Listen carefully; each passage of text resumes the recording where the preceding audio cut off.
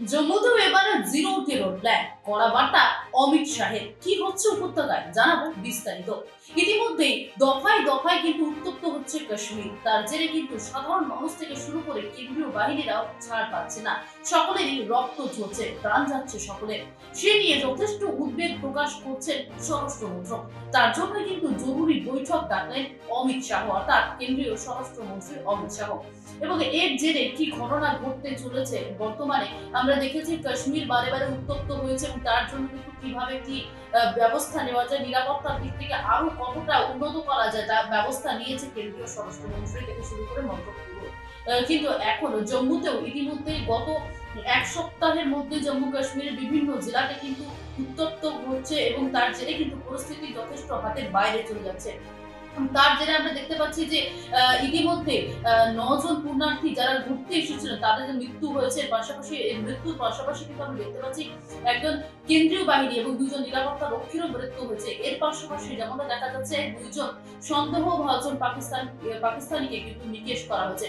এবং যেমনটা জানতে পারছি আমরা যে এইসবের পাশাপাশি কিন্তু বহু অস্ত্র শস্ত্র এবং বন্দুক গুলি কিন্তু উদ্ধার হয়েছে ওই পাকিস্তানি যাদেরকে সন্দেহভাজন মনে করা হচ্ছে। এর পাশাপাশি আপনাদেরকে জানিয়ে রাখি যে এই ঘটনার জেরে যেমনটা একের পর এক হামলা চলেছে এবং একের পর এক যে জঙ্গি হামলা, তার জেরে যেমনটা স্বরাষ্ট্রমন্ত্রীর তরফ থেকে যে বৈঠক করা হয়েছিল সেখানে উপস্থিত ছিলেন অনেকে। যেমনটা আপনাদের জানিয়ে রাখি, অমিত শাহ সেখানে উপস্থিত ছিলেন। বৈঠকে ছিলেন জাতীয় নিরাপত্তা উপদেষ্টা অজিত ডোভাল, এর পাশাপাশি ছিলেন জম্মু কাশ্মীর লেফটেন্যান্ট গভর্নমেন্ট মনোজ সিনহা, তার পাশাপাশি সেনা প্রধান মনোজ পান্ডে, লেফটেন্যান্ট জেনারেল উপেন্দ্র দ্বিবেদী, তার পাশাপাশি স্বরাষ্ট্র সচিব অজয় ভাল্লা, ইন্টেলিজেন্স ব্যুরোর ডিরেক্টর তপন ডেকা সহ আরো প্রমুখে।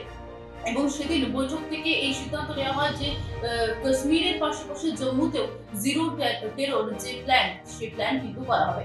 এর পাশাপাশি আপনাদেরকে জানিয়ে রাখি, বৈঠকে কিন্তু যথেষ্ট কড়া বার্তা দিয়েছেন অমিত শাহ। তিনি বলেছেন কোনো রকম কোনো রেহাই করা যাবে না এবং তার জন্য যা করা যায় এই জঙ্গি দমনের জন্য তার পদক্ষেপ নেওয়া হবে। পাশাপাশি অমরনাথ যাত্রায় যাতে কোনো রকম কোনো ব্যাঘাত না ঘটে সেদিকেও কিন্তু বারে বারে বলেন অমিত শাহ।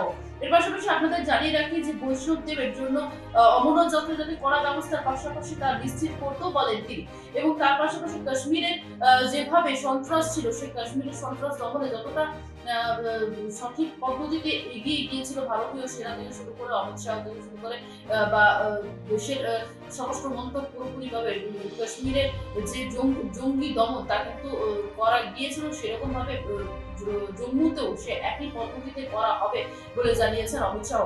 এবং এই কাশ্মীর উপত্যকার যে সন্ত্রাস, দীর্ঘদিন ধরে কাশ্মীরি মানুষজনের উপর অত্যাচার চালিয়ে যাচ্ছে পাকিস্তানিরা, এর পাশাপাশি যে সকল কাশ্মীরি মানুষজন রয়েছে যারা কাশ্মীরের থেকেও বা জম্মুতে থেকেও কিন্তু বিরোধিতা করছে বা যারা কিনা এই কাশ্মীরি মানুষজনরা নিজেরা এই পাকিস্তানিদেরকে সমর্থন করছে, তাদেরকেও কিন্তু রেহাই দেওয়া যাবে না বলে জানিয়েছেন অমিত শাহ। এখন দেখার বিষয় কতদিন এই উপত্যকায় জঙ্গি হামলা চলে বা কতদিনে রেহাই পায় কাশ্মীর থেকে শুরু করে জম্মু।